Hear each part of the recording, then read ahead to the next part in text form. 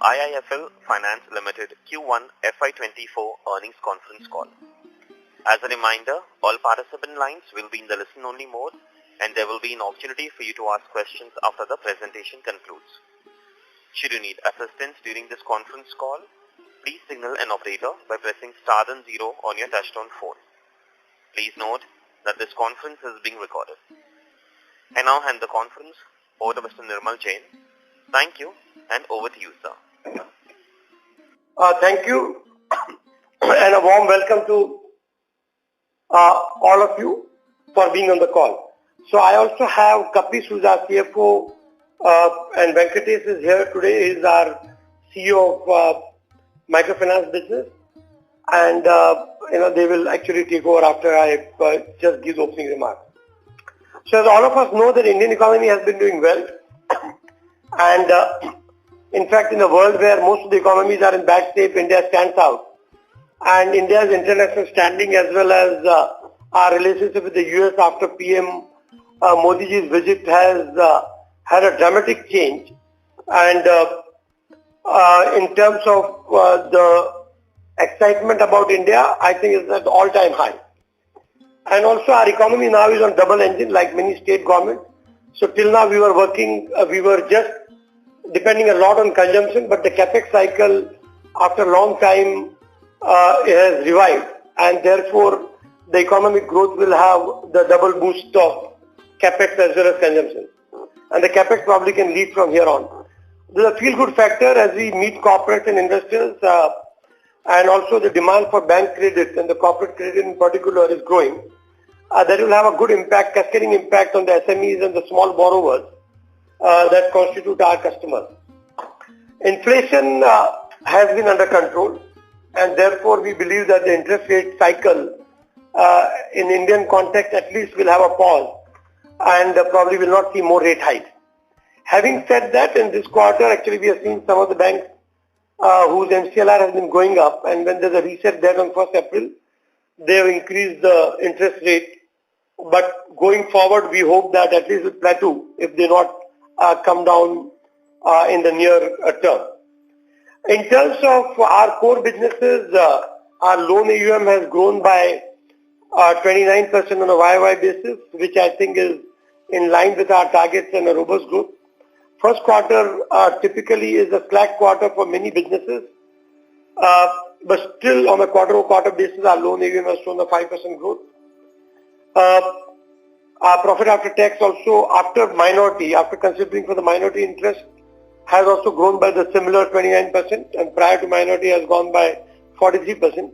But what is more important to note is that our gross NPAs have been below 2% as per our target, and also the loan losses and provisions have now come to normal levels. As we move gradually from direct assignment more towards co-lending, the constitution of income and our profitability is also becoming stronger and not dependent on or not actually having, or maybe it will have lesser component of upfront from direct assignment. With this, I'll hand it over to Kapish, who will take you through the financial numbers, line items, and then we'll open it for Q&A. Thank you. Thank you very much, Nirmal. Very good afternoon, ladies and gentlemen. For the first quarter of fiscal 24, the consolidated profit after tax before the minority interest is 472 crore, up 43% YOY and up 3% quarter on quarter. We recorded pre-provision operating profit of 786.8 crore, which is up 20% YOY and up 3% quarter on quarter. For the quarter, as Nirmal mentioned, the consolidated loan AUM grew by 29% on a YOY basis and on a healthy 5% on a Q-on-Q basis at 68,178 crores. This number is even better when I compare on our core book asset growth, which comprises of microfinance, gold, home, and the digital loan businesses, which is grown by even better at around 6%. This segment now comprises of around 95.3% of our overall AUM mix, which is up by 1.2% YOY. On the asset quality side, we stood fine. Our gross NPA at aggregate level stands at around 1.8%, and our net NPA is around 1.1%. It would be pertinent to mention that it is below our guidance of 2% that we have given to the market. So there have been a significant improvement in the asset quality. It's down by 73 basis point on a YOY basis on gross NPA and around 42 basis point on a net NPA basis. The credit provisioning has also been fairly comfortable.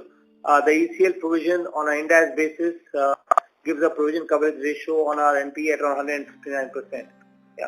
In line with our capital optimization strategy, and given that a good share of our portfolio either qualifies in the priority sector or hold a zero risk rate in the bank's book, we've been able to pass on these assets to these banks in a very healthy relationship that we hold with them, both with regard to co-lending and assignment. And therefore, the total AUM under this arrangement stands at around 40%. And like what we mentioned as a guidance earlier, we will be working towards enhancing this share more towards co-lending. And therefore, the share of co-lending has moved up around 133% YOY to around 8963 crore. And it's also moved up 19% just on quarter.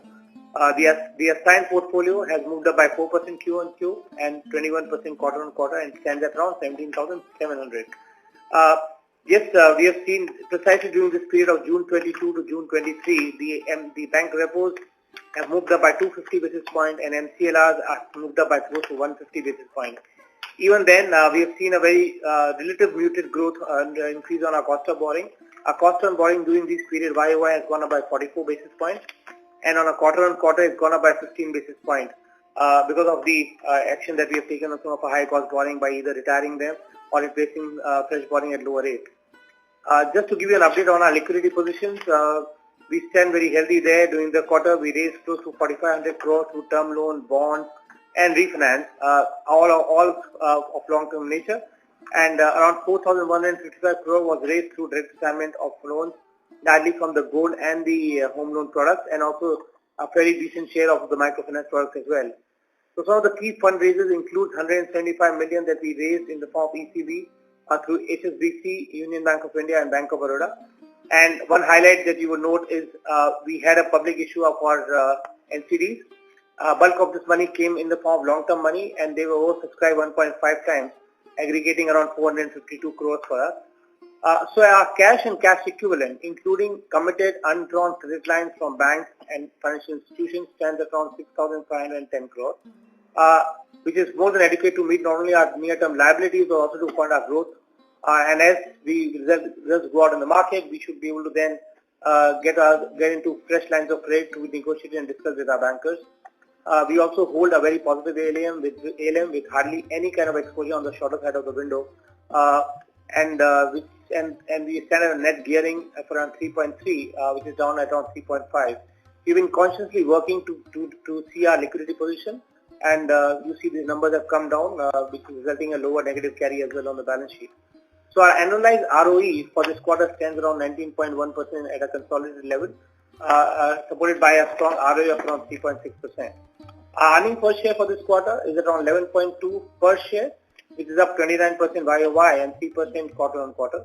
On the capital adequacy side, compared to the regulatory threshold of 15%, we stand at a healthy capital adequacy of around 51.2% in the HFC business. In NBFC, it's around 20.6%, and in Samasta Microfinance at 20%. We'd like to mention that in HFC, our capital adequacy has improved up from Q4 because of some of the reduction that we could maintain in our liquidity, and therefore some of the investment assets have come down as well. This clearly suggests that we are able to grow ourselves without impacting hugely on our capital position, given that we work on this capital optimization strategy of on-book and off-book. With this, I open the floor for further question and answer. Thank you very much for your time. Thank you very much. We'll now begin the question and answer session. Anyone who wishes to ask a question may press star and 1 on their touchtone telephone. If you wish to remove yourself from the question queue, you may press star and 2. Participants are requested to use handsets while asking a question. Ladies and gentlemen, we'll wait for a moment while the question queue assembles. Participants, you may press star and 1 to ask a question.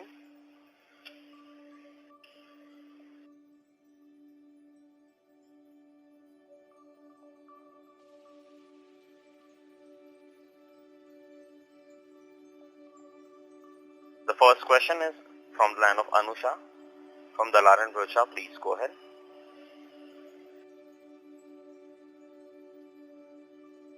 Anusha, may I request you to unmute your line and go ahead with the question, please? Well, now? Yes, you are audible now. Yeah, congrats on good set of numbers. Firstly, I just want to understand, with respect to your loan guidance, broadly, for FY24 is contained around 25% or 25-30%. What is the outlook there? And secondly, on this MFI, how do you see growth, panning out, and how sustainable is the growth? Because I think the growth has been quite good, at 63% odd for you and for the industry as well. So, from where the growth is coming from, and which geographies, and how sustainable and how long this can continue? And broadly, on the asset quality side for the MFI portfolio. So, Anusha, I think three things you're asking. One is the loan growth guidance. You are right, 25 to 30%. The asset quality, so our focus will to, I think we have achieved significant improvement from here. Given the product, there can be a minor improvement from here. But, so our net NPA would like to bring it below 1%, but otherwise, more or less we are there. And for microfinance, Venkatesh is, maybe, you ought to have Venkatesh on guidance on loan growth, see all of that. Yeah. Anusha, we'll look at close to around 25 to 30% growth this year in terms of our loan book actually. Last year was on the lower base. Since our last year loan base was little high, the growth was little big. Since we are already at hovering, we closed March at around 10,000 odd crores. So we will be moving it up by around 25 to 30% this year. Okay. And from which geographies it is, the growth is more coming from, and is it across all the states and districts, and how is it? See, we have a very calibrated growth in terms of things, and within we don't have any huge saturation in one state. So we will be looking at all the states for growth given our presence in terms of the number of branches. So with the number of branches we have, we will have a well calibrated growth. So predominantly, if you look at the top four states, it will be Bihar, Tamil Nadu, Karnataka, and Odisha. But UP may come up this time, so we have a little focused on the state of UP. Okay. And how sustainable is the growth? Any outlook there? I mean, you think so that it can sustain for a year or two? The kind of actually, that we're seeing right now. So on the whole, microfinance, there have been quite a few reports on microfinance. I think one was by IIFL and their global reports also. So the penetration in India is still very, is much lower than what it can be. Maybe southern states are slightly more saturated or penetrated as compared to the rest of India. So the growth potential 25-30% can continue for quite some time. And in our microfinance business, we'll also we are growing with individual loans and the small secured loans. Secured loans. See, given that right now the overall microfinance industry is around 3.5 lakh crores, we are looking at, the overall, if you look at today's thing, we are looking at 18 lakh crores as a potential market. So there's a huge thing in terms of the growth aspect of it. So there are tremendous, so to answer your question, this growth can be easily sustained for next 3 to 5 years. Okay. And in the home loans, if you can just further break down to how much was the growth in the pure home loans and in the lab book? Monu? Yeah. So, hi Anusha. So, in home loan, if you will see, we are today, in absolute terms, we disbursed about 1900 crores of disbursement we did, and we have grown by about 5% in this quarter. The LAP has grown by 19% YOY and 2% quarter over quarter. So, in LAP we are a little cautious because still we bring down our NPA levels to, what our target is. We've been growing slowly, but the potential for this, with the revival in the economy is very strong. Okay. And on the margin side, I think you have quite, the spreads were maintained for this quarter. So, what outlook, you'll be giving to the rest of the fiscal? You Margins. Current levels to continue? Yeah, margins I think will maintain our levels. Okay. Margins, we are fairly confident that we'll be able to maintain the NIM given the product mix that we have. Okay.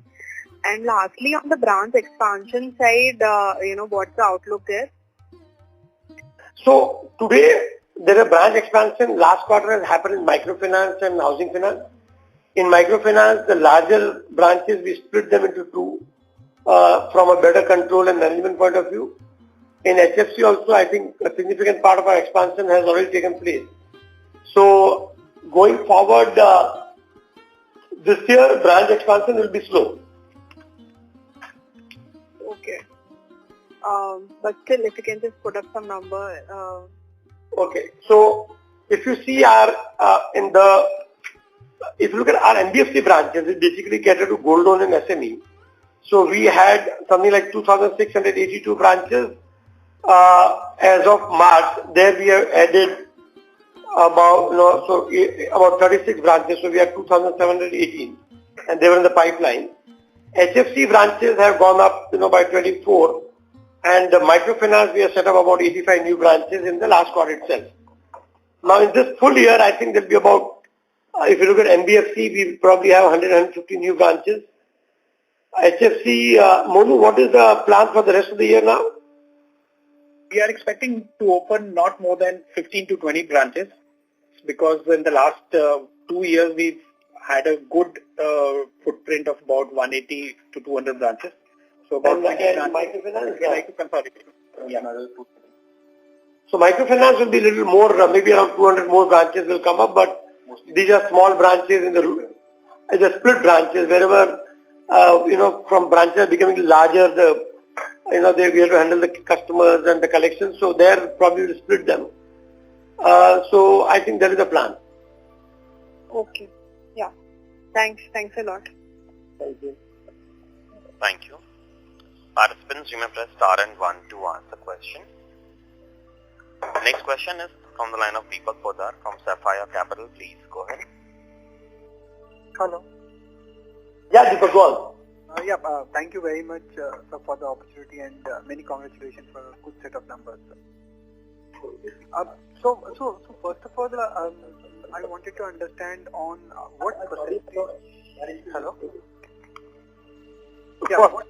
What percentage of our portfolio is still left for repricing in that sense? Repricing from asset side, you are saying? Yes, asset side. So I think in gold loan, microfinance, we don't expect any repricing as such. Incremental loans may be at a different rate. But Monu, what is the home loan or LAP portfolio that you see? We are all done, Nirmal, for now. Unless a new rate hike happens, it's separate, but otherwise we are done. Yeah, so I don't think we don't expect any repricing as such. But the yield may improve with the mix change and the new customers onboarding at a maybe slightly better rate in gold loan and other businesses. But there's no repricing unless, as Monu said, if there's a rate hike by RBI. Understood. And is there any kind of excess liquidity that you already mentioned that we have reduced? So any more scope there that we are looking for going forward? No, we see, given the growth in the business and the size of our business, will maintain at these levels. Okay, so we'll maintain. So in terms of NIMs, any kind of upside potential that we see? Ideally it is because of the See, what is happening in the NIM, the upside potential will happen primarily because gold loan in last year, second half and more so in March quarter was booked at a very low rate. So as they come for repricing or renewal, then you get a higher price. Similarly in microfinance also the incremental loans, because typically a 2-year product. So since last year the prices have started moving up. So the yield may improve there also. Also in digital loan, as we are going granular, we'll see some improvement in yield there also. So the mix change also, because the microfinance has been growing a little faster than others, then also we see a weighted average yield moving up. So we do feel that there can be an upside potential to the NIM. Yeah, there is some upside potential in yield improvement here. Okay, fair enough. But also bear in mind that our cost of funds is also will move up more or less in tandem, because the banks have. So what happens that their MCLR rate hikes, so there are reset dates. So some loans from borrowing from banks have been repriced. Some more will get repriced during the year. So there's a slight upward pressure on cost of funds also. So NIM will be maintained at the level. Okay, understood. So, understood. And I mean, you just mentioned, I think, couple of questions back that we expect this growth can be sustained for 3 to 5 years. So are we talking about any particular segment or overall for the company at the company level? So overall at the company level, okay, that time the question was in response to microfinance. But all our businesses, we think growth can be maintained, and if the economy remains buoyant and the capex of the government goes up, which has a cascading impact, then probably we should see growth can accelerate also. So at this point in time, I think 25% is a good target for next 2 to 3 years per annum. So next 2 to 3 years, a 25% CAGR growth is quite the loan growth. That's right.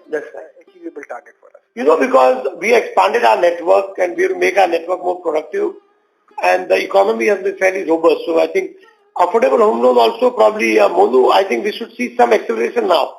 Because the last 2 quarters have been a little sluggish, but hopefully things will revive now. Yes, because if you see, we've really expanded our footprint into tier 3, tier 4 geographies, where the impact on affordable housing is lesser and the distribution has been enhanced. So we should see sustainable growth for affordable housing as well for us. Yeah, it's relatively longer lead time product and in terms of setting up infrastructure, getting the network right, and also the customer. So outlook is looks good at this point in time. Understood. Fair enough. And my third question revolves around your credit cost. I mean, the credit cost, how do we see the credit cost this year and maybe next year? So I think as we have guided that our credit cost will be 150 to 200 basis points over a sustainable basis. So more or less we are in that range now. I mean, maybe a few basis points here and there. So it'll remain to the current level. Okay. Understood. And lastly, on the cost to income, I mean, in terms of cost to income, how do we see that? I think we have seen some improvement in cost to income, but it hovers around 42-43%, right? So yeah. In the next 3 to 5 years, do you expect some kind of efficiency based on your leverage or the scale that comes with it? So any kind of improvement that we can see in the cost to income? If that's so how much is the improvement that we are in? Deepak, actually cost to income is one area where we can see significant improvement. And again, so every business has a different cost to income ratio. So which business grows faster also will have an impact. But our original, what we are planning is to glide path to 35% cost to income ratio. But the way things stand today, and we expanded our network, and there can be more opportunities also, at least like HFC has been recently expanded. We'll see some improvement, and maybe it'll take 2 to 3 years to reach our target of 35%. But that's excellent, right? I mean, in 2 to 3 years. Cost to income, certainly we should improve, because it was all functional expansion, which was quite aggressive till last quarter. So I think we should see impact coming from this quarter. Yeah, so ideally that's quite an excellent improvement, right? From current level of 43% going to 35% in 3 years, I think it will improve your ROA a lot, right? Absolutely. Okay, fair enough. Yep, that's it from my side, sir. Thanks, Deepak. Thank you. Thank you. Next question is from the line of Krishnan ASV from HDFC Securities. Please go ahead. Yeah, hi. Many thanks for taking this question. I had a query on the co-lending arrangement. I just wanted to understand how does the customer's pricing, I mean, I'm assuming whether it's home loans, for instance. So if a home loan borrower is EBLR linked for the bank, how does the pricing then get distributed between IIFL and your partner lender? No, sorry, what link you said? the home loan is, I mean, the pricing of the home loan is linked to the EBLR, right? When the repo rate moves up 50 basis points, how does the pricing get distributed between, I mean, what is the share that gets distributed to the lender partner versus what is it that you receive? Monu, you want to take it? Yeah. So Krishnan, if I have understood your question right, you're saying is that we have our own PLR, basis our cost of funds, that's how we define. So obviously it has a imputed impact of the repo rate also built into our cost of funds, and that's how we do that. So was your question to say that how is it distributed between the bank and the borrower? Was that the question you said? No, so when you are originating and then co-lending, so there is a sharing that's happening, that 80% that goes to the bank. Okay, so you're talking about specifically co-lending, yeah. So in that case, what happens is, what we are doing is, it's every time if the bank increases that, so we are resetting that in the same proportion as the share is, which is 80-20. That if bank increases something at that level and gets passed on, the revised weighted average is calculated and accordingly it's given forwarded to the borrowers. Okay. So, which means if the bank moves 25 bips, you would have to move an identical 25 bips as well.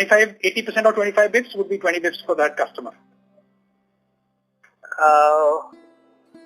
Yeah, so 20 bips of the accretion would go to the bank, 5 bips will go to you. Is that? Yeah, so I think, okay, what Monu is saying that we are not obliged to move in the same ratio, but practically that is what will happen.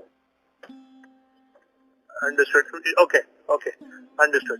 And just in terms of home loans for Monu, if you don't mind, just on your co-lending, given it's going to be incrementally a larger part of how you want, how this playbook will be for IIFL, could you just throw some light on what is the expectation that what lender partners have from you when you're originating these loans? Are they looking for certain ticket sizes? Are they looking for, what is it that you're jointly looking for in your engines?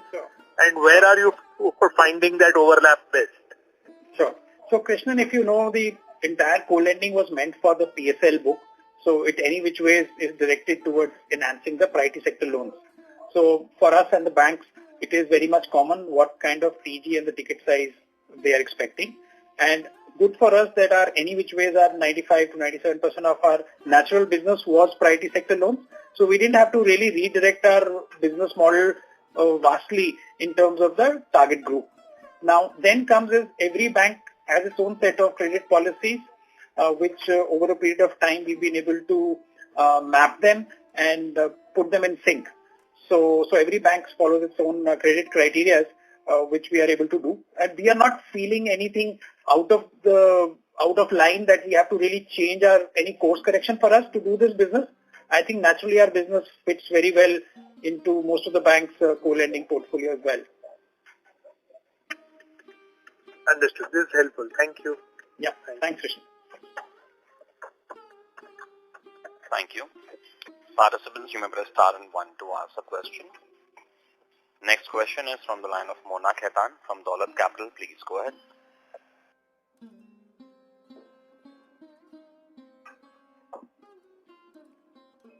Mona, may I request you to unmute your line and go ahead with the question, please? Yeah, hi, good evening. Thanks for taking up my question. So my question was on the housing portfolio. How are you seeing the BT outs in this portfolio? Anything different versus over the last couple of quarters? Sorry, Mona, can you repeat the question, please? I was talking about the balance transfers in the housing book. Anything different that you're seeing? No, Mona, really, because any which ways for all the institutions, the rates have been increasing. So we are not seeing any radical change. It's very consistent as it was, say, about a year or two back, and it's a very consistent. We are not seeing any flight of portfolio of ours. Any which ways we don't target BT in much. So no aberration. Got it. And has anything changed on ground when it comes to the competitive intensity in the gold segment, gold portfolio? Yeah, so I think in a way competition has eased a little bit I mean, it's still intense, but not as cutthroat and as... So what had happened last year, that many people started a price war or a teaser rates which were ridiculously low and obviously not sustainable for the customer. Right. And then I think most players have understood the futility of it, that is not going to help anybody.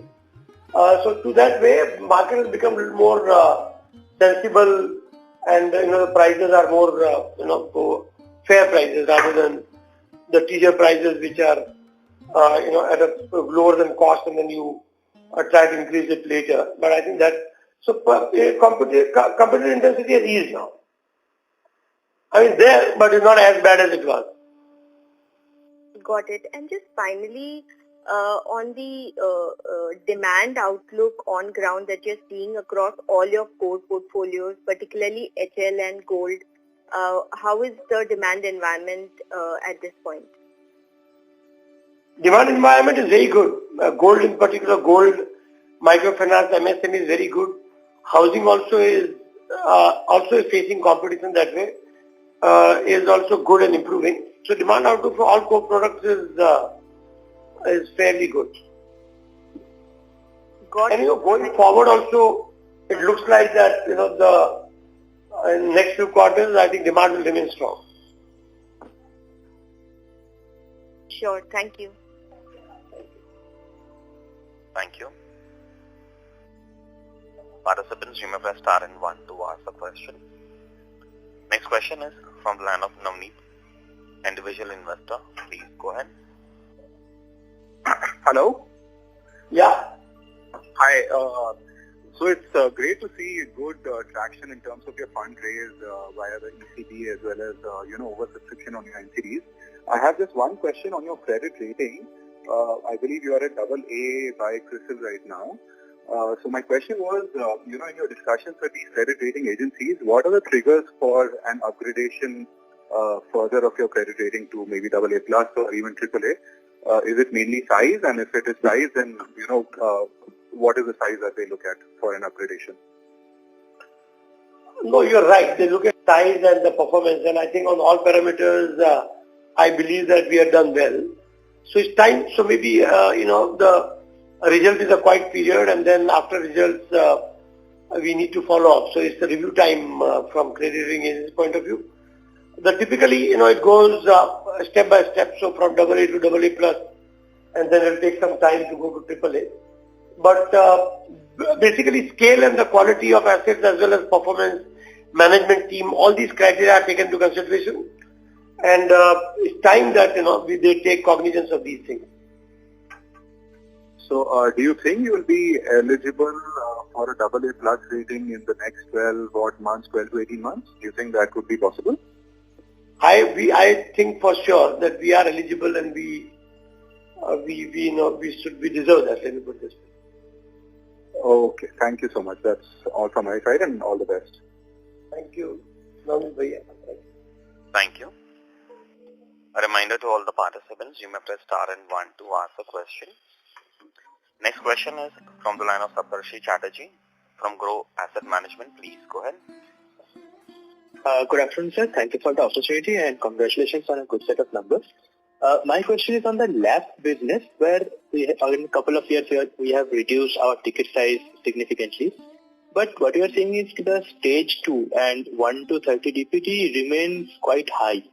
So just wanted to understand what is happening in this business. Are these like self-employed segment are having difficulty in the cash flows, and how we are planning to reduce it down? How is our collection infrastructure there? Yeah, hi. Hi, Saptarshi. I'll just like to tell you, if you will look at our growth of the AUM under this bracket, so we have had a very moderate growth over the last few years.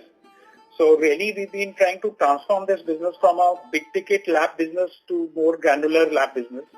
So in comparison to home loan, we have seen that from 21 it was about 5,400 crores, we have reached to 6,800 crores, whereas HL has grown so much. So we've not had a denominator effect of it to balance out that. But as we are seeing quarter on quarter, the quality of recoveries has been improving, and the GNPAs have also dropped. Like they were as high as 4.5 in FY22, and now we're at 2.7.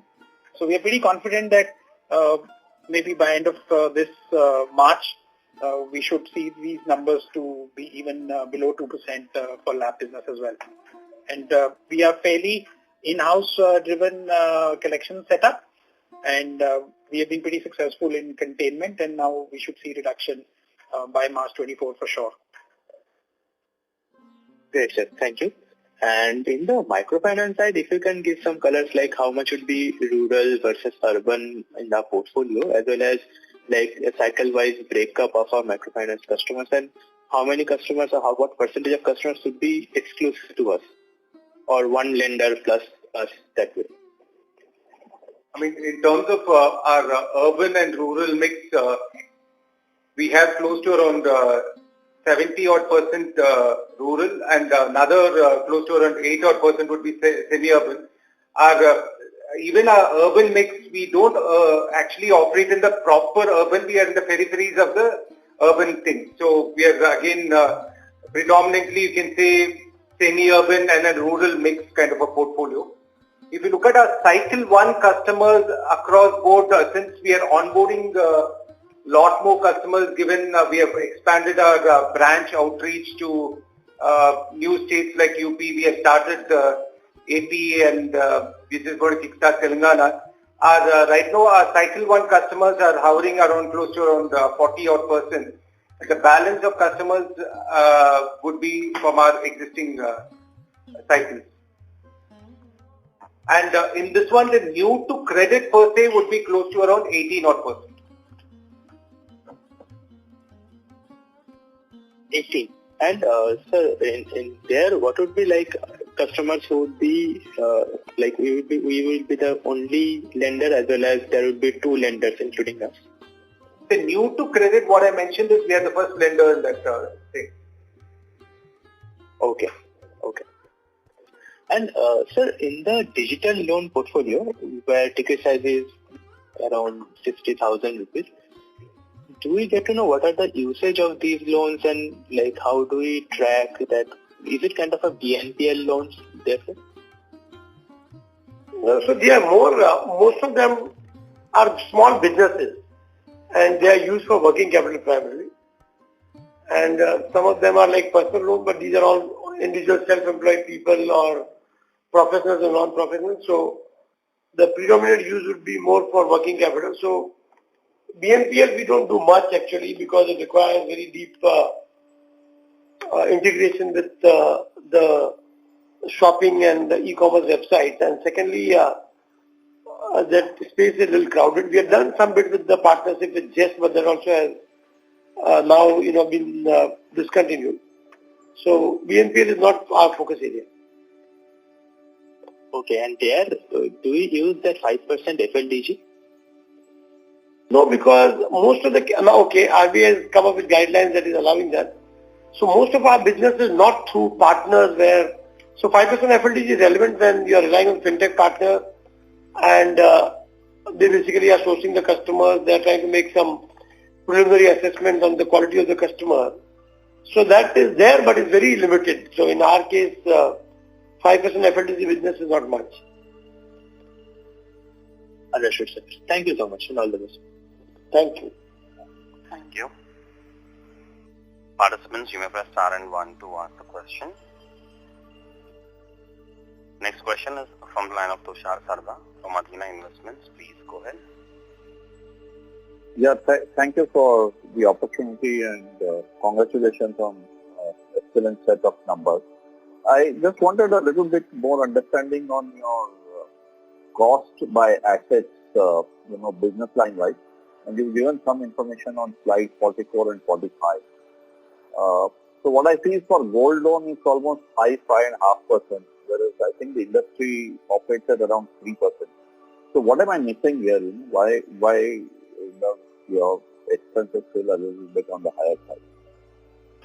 So Muthoot operates at 3.5%. Manappuram and other people operate at 6 or maybe thereabouts. So it's all function of scale, because if you look at their size or their average cost is more than 50% higher than ours, and as the branches become older, you keep getting scale advantage. But if you really look at our operating cost of gold has come down from 5.6 to 5.1.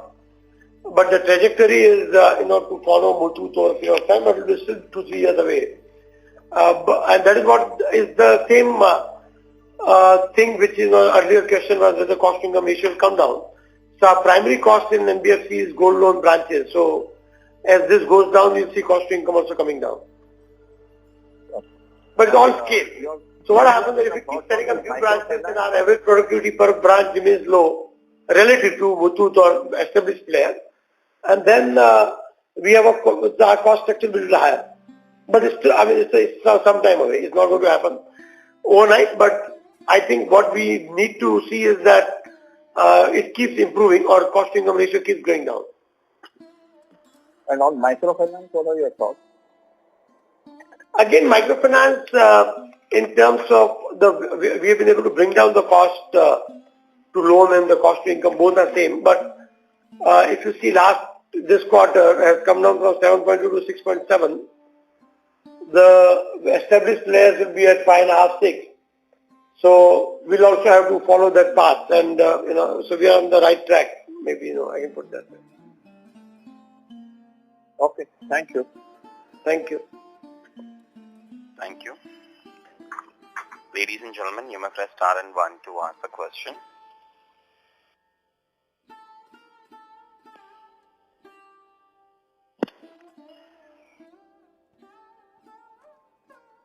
Participants, you may press star and 1 to ask the question. I think we are done. Yeah. All right. So we don't have anyone in the question queue. Okay, sure. Thank you.